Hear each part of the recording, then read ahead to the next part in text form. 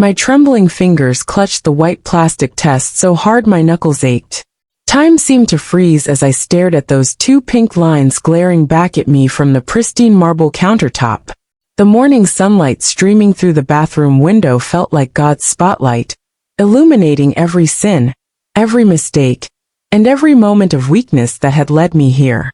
Downstairs, I could hear his children laughing sweet, innocent sounds that now felt like daggers in my heart. The cross necklace my mother gave me at graduation burned against my skin as hot tears rolled down my cheeks. "Dear God," I whispered, my voice breaking, "what have I done to this family?" The day I first pulled up to the Johnsons' sprawling colonial home in Chapel Hill feels like a lifetime ago now. The red brick facade and white columns looked exactly like the life I thought I wanted: pristine, perfect, blessed. Fresh out of Bible college with a heart full of mission work dreams, I was so sure of myself, so certain of my path.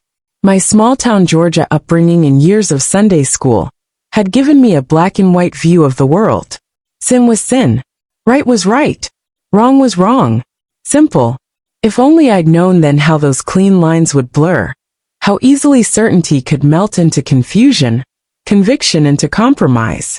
The immaculate garden beds bursting with hydrangeas, and the wrought iron welcome sign, painted with Johnson Family Estate 2015, screamed Southern perfection. I smoothed my modest floral dress, the one Mom helped me pick out specially for the interview, and clutched my Bible college diploma like a shield. The doorbell's deep chime echoed through the house, each second stretching like taffy as I waited. Rebecca Johnson opened the door with the kind of smile you see in magazine ads. Perfect teeth, perfect lipstick, perfect pearls catching the morning light. Her designer heels clicked against the hardwood floors like a metronome as she led me through their home. Everything gleamed. The granite countertops, the stainless steel appliances, the polished silver frames holding professional family photos at perfectly measured intervals along the walls. "We've interviewed dozens of nannies," Rebecca said, her manicured fingers flipping through my resume.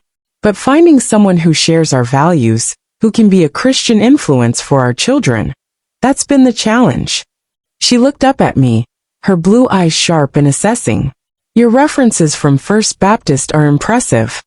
I couldn't help but notice the slight Southern lilt in her voice, the kind my mother would call private school polish. Everything about Rebecca Johnson spoke of careful curation, from her perfectly styled blonde hair to the way she held herself, straight-backed and proper, like she'd never slouched a day in her life. The children were everything I'd prayed for in my future charges. 6-year-old Grace, with her white blonde hair and perfect ringlets, immediately showed me her children's Bible, proudly pointing out her favorite stories. 3-year-old Caleb, all cherubic cheeks and wide blue eyes, hid behind his mother's legs until I got down on his level and asked if he'd like to show me his toys. "They're good kids," Rebecca said, pride evident in her voice. "We've been blessed. Nelson and I both have demanding careers, but we want them raised with strong Christian values."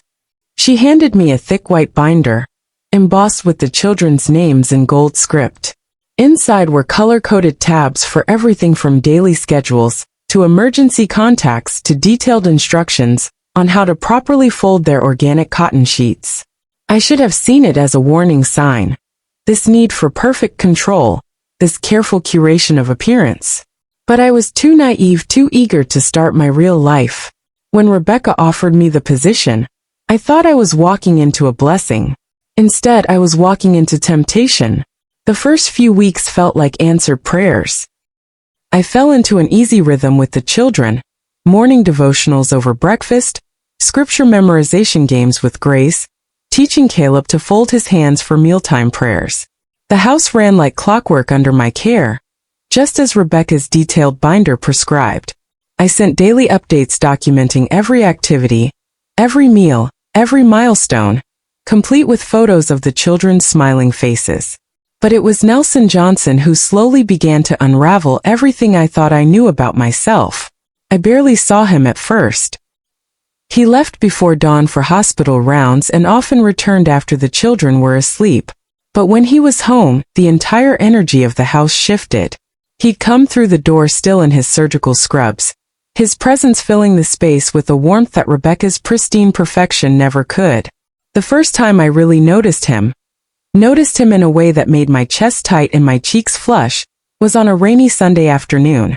I was sitting cross-legged on the playroom floor, helping Grace with a Bible verse puzzle, when he appeared in the doorway. His tie was loosened, dark hair slightly rumpled, and he had the kind of bone-deep exhaustion in his eyes that comes from holding life and death in your hands. But when Grace ran to him, he transformed. He scooped her up, spinning her around as her giggles filled the room. "Daddy," she squealed. "Abigail's teaching me about Daniel and the lions." "Is she now?" He set Grace down gently and caught my eye. "We're lucky to have someone so dedicated to their faith, aren't we?" Something in his voice, in the way his eyes held mine a moment too long, made my heart skip. I looked away quickly, busying myself with the puzzle pieces, trying to ignore the warmth spreading through my chest. I told myself I was imagining things, that I was just unused to male attention after 4 years of Bible college where dating was strictly regulated. But as the weeks passed, the moments began to multiply. He started coming home earlier, finding reasons to linger in the kitchen while I prepared the children's meals. He'd ask about my day, really listening in a way that made me feel seen. Not just as the nanny, but as a person. He remembered things I mentioned in passing, my favorite hymns, how I took my coffee, the mission work I dreamed of doing. Rebecca's business trips grew more frequent. 2 days in New York, a week in Chicago, 10 days in London. Each time she left, the house felt different, lighter somehow, as if we could all breathe more freely without her carefully maintained perfection pressing down on us. One evening, after I'd tucked the children into bed, I found Nelson in the kitchen. The soft glow of the under-cabinet lights cast shadows across his face as he stood at the counter, pouring 2 cups of tea. "Chamomile," he said, sliding one across to me. "I've noticed you drink it every night." I should have politely excused myself. Instead, I sat down. "The kids adore you," he said softly. "Caleb asked today if you could be his second mommy." The words hit me like a physical blow. I shouldn't be that important to them," I stammered. "I'm just the nanny." "You're not just anything, Abigail." His voice was low and tense. "You're the one who's here. Who knows them. Who cares?" He ran a hand through his hair, frustration evident in every line of his body. "Rebecca's building her perfect life, but she's not living it. She's never here. When she is, she's in her home office or on her phone. I can't remember the last time we prayed together as a family." "Marriage is hard," I said weakly, repeating the platitudes I'd learned in church. "God gives us trials to strengthen our faith. And what if the trial is realizing you married the wrong person?" His eyes met mine across the counter, and I felt something shift in the air between us. What if God puts someone else in your path to show you what real connection feels like? I stood up so quickly that my chair scraped against the floor. "I should go to bed. It's late." But I didn't move. I stood there, my heart pounding so hard I was sure he could hear it, as he slowly walked around the counter toward me. Everything I'd been taught screamed at me to run. Every Bible verse about temptation, every sermon about staying pure, every youth group lesson about guarding your heart. They all echoed in my head. When his hand touched my cheek, they all went silent. "Tell me you don't feel this too," he whispered. I couldn't lie. Not with his touch sending electricity through my skin. Not with his eyes holding mine like I was something precious. Not with my heart threatening to burst from my chest. When he kissed me, it felt like falling. Like flying. Like every love song I'd never understood until that moment. It felt like sin wrapped in salvation. That first kiss broke down every wall I'd built around my heart. One touch led to another, each one justified with increasingly desperate logic. We weren't hurting anyone. Rebecca was never home anyway.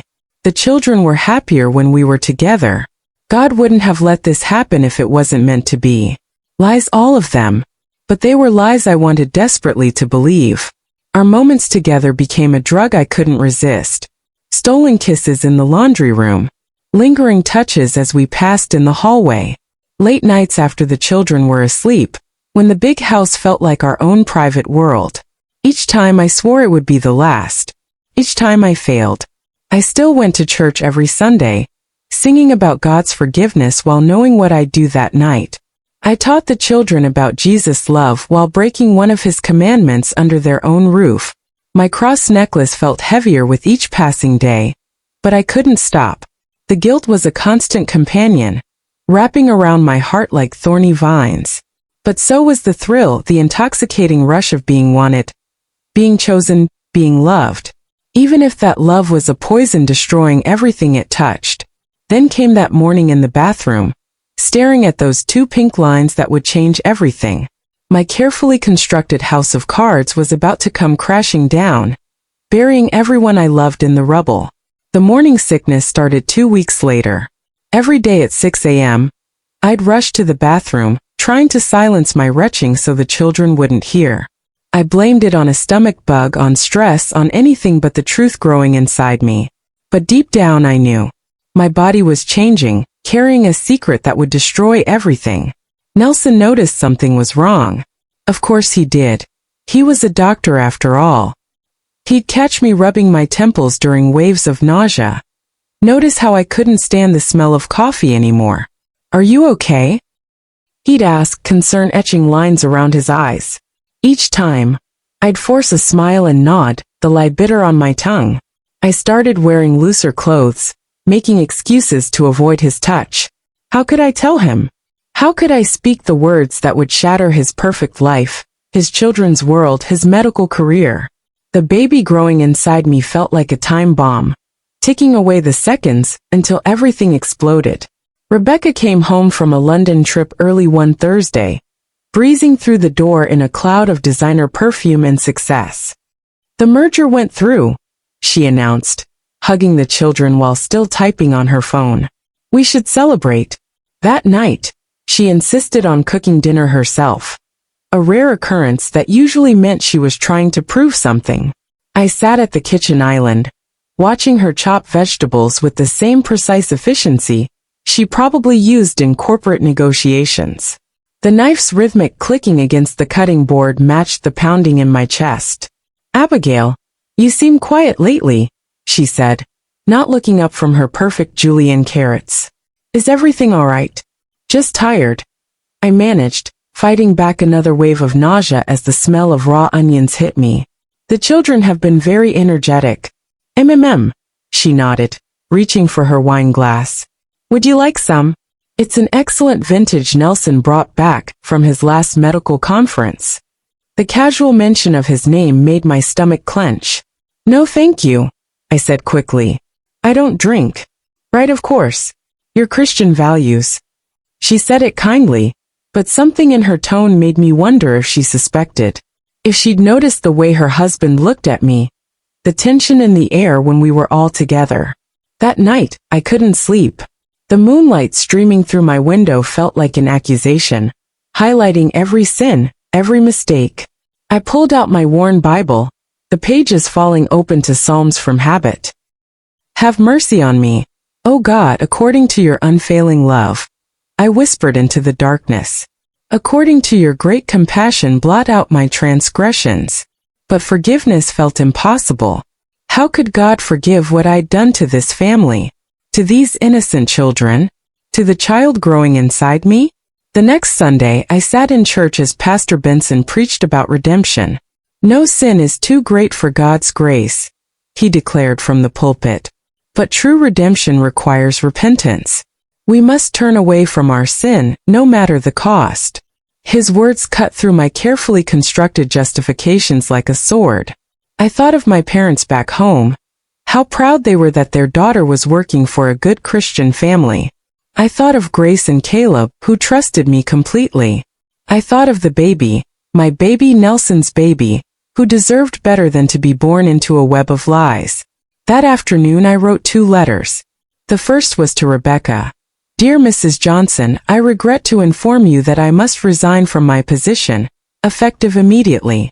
A family emergency requires my return home. I am deeply grateful for the opportunity you've given me. The second was to Nelson. My tears smeared the ink as I wrote, "By the time you read this, I'll be gone. I'm pregnant. I know this will destroy everything and I'm so sorry. But we can't keep living this lie. The children deserve better. Rebecca deserves better. This baby deserves better."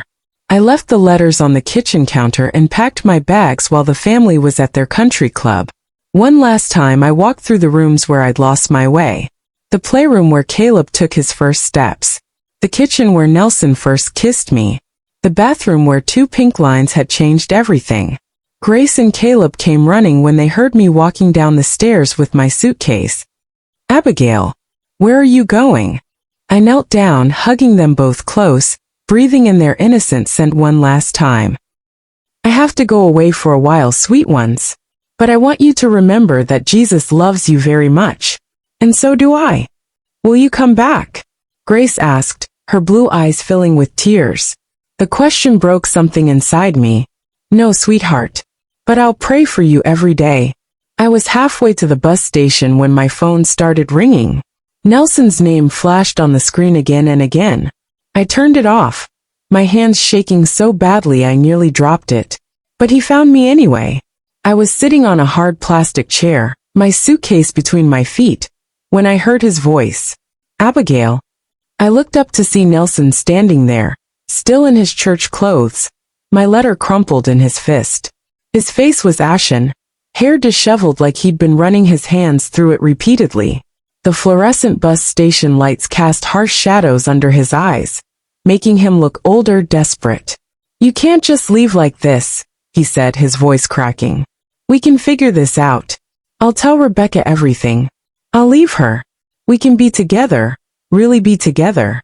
An elderly woman sitting nearby looked up from her magazine, eyes widening with interest. I stood up, grabbing my suitcase. "Let's talk outside." The evening air was thick with humidity, the cicadas creating a deafening chorus in the trees behind the station. A street lamp flickered overhead, moths dancing in its intermittent light. It felt appropriate somehow, everything breaking down, falling apart. "I love you," Nelson said, reaching for my hand. "I'll take care of you, of the baby. We can start over." For a moment, I let myself imagine it. A new life with Nelson, our child growing up with Grace and Caleb, a blended family born from broken vows. The fantasy was beautiful, tempting, and completely hollow. "No," I said firmly, pulling my hand away. "What about your children? Your career? The scandal would destroy everything you've built. And Rebecca." I swallowed hard. "She deserves better than this." "Rebecca doesn't love me," he argued. "She loves her career, her perfect life, her image. That doesn't make what we did right." I pressed my hand against my still flat stomach. "I won't let this baby be born into a life built on destroying another family. I won't let Grace and Caleb grow up thinking this is what love looks like." "Abigail, please." His voice broke. "I need you." Looking at him then, I finally saw the truth. What I thought was love was really just selfishness. We'd both been so caught up in our desires, our justifications, that we'd forgotten about everyone we were hurting. His wife, his children, even our own souls. "No," I said again, stronger this time. "What you need is to go home to your wife and children.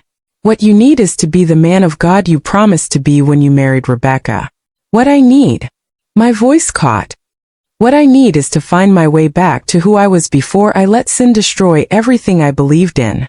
The baby will be given a chance at a better life," I interrupted, "with parents who can start fresh, without all this pain and betrayal." The bus pulled up behind us, its brakes hissing like a sigh. Nelson stepped forward, desperation in every line of his body. "I won't let you go." I picked up my suitcase, my cross necklace catching the streetlight. "You don't have a choice. Neither of us do anymore. Sometimes doing the right thing means walking away from what we want most." The bus driver was loading luggage, calling out destinations. Nelson stood there, tears streaming down his face as I handed over my bag. "I'll pray for you," I whispered. "For all of you." Then I turned and walked up the bus steps, not looking back. The journey home to Georgia was the longest 8 hours of my life. I watched the landscape change through tear-blurred eyes, from Chapel Hill's manicured suburbs to rolling farmland to the small-town streets of my childhood. With each mile, I felt the weight of my sins pressing down harder. My parents were waiting on our front porch when the bus pulled up. Mom's face crumpled when she saw me, like she could read every mistake in my eyes. Dad stood rigid, his pastor's collar stark white against his black shirt. "I'm pregnant," I blurted out before they could speak. "And the father, he's married." The silence that followed was deafening. Then Mom stepped forward and wrapped me in her arms, the way she used to when I was small. "Oh baby," she whispered. "Let's get you inside." The next few months were a journey through the valley of shadow. My parents helped me find a Christian counseling center, where I spent hours unpacking every choice, every justification that had led me astray. I wrote letters I'd never send, to Grace and Caleb, to Rebecca, to the baby growing inside me. The church community I'd grown up in surrounded me with tough love. They didn't ignore my sin or pretend what I'd done was okay, but they showed me what real Christian forgiveness looked like. The same elderly ladies who taught me Sunday school now brought me casseroles and knitted baby blankets I knew I wouldn't keep. When my daughter was born on a crisp autumn morning, she was perfect. 10 tiny fingers, 10 tiny toes, and eyes so blue they made my heart ache. Holding her in the hospital, I understood love in a way I never had before. Pure, unconditional, and completely selfless. "Emma Grace," I whispered, touching her velvet soft cheek. The middle name wasn't for Nelson's daughter, though the irony wasn't lost on me. It was for the grace of God that had brought me through the darkest chapter of my life. I had 2 weeks with her. 2 precious weeks of midnight feedings, of memorizing her every feature, of singing hymns as I rocked her to sleep. Each moment was a gift I knew I couldn't keep. The couple God chose for Emma were everything I'd prayed for. Hannah and Michael had been trying to have a baby for 8 years. They were active in their church, financially stable, and most importantly, their love for each other was genuine and pure. Everything I wanted for my daughter. The day I placed Emma in Hannah's arms was both the hardest and most right thing I've ever done. "She loves to be sung to," I told them through tears. "And she has this tiny birthmark behind her left ear, shaped like a heart." Hannah hugged me tight. "We'll tell her about you," she promised. "About how much you loved her, how you chose to give her her best chance." The adoption was open, a decision that brought both comfort and constant reminders of my past. Every year on Emma's birthday, I receive photos and updates. I see her growing up in a home filled with love, faith, and integrity. She has her father's eyes, but thankfully, that's where the resemblance ends. Sometimes I catch myself wondering if Nelson ever thinks about us, about the child he'll never know. I pray he found his way back to God, back to being the husband and father his family deserves. I pray Rebecca found healing and forgiveness, though she never knew she needed it. As for Grace and Caleb, I keep their school photos in my Bible, praying for them every day.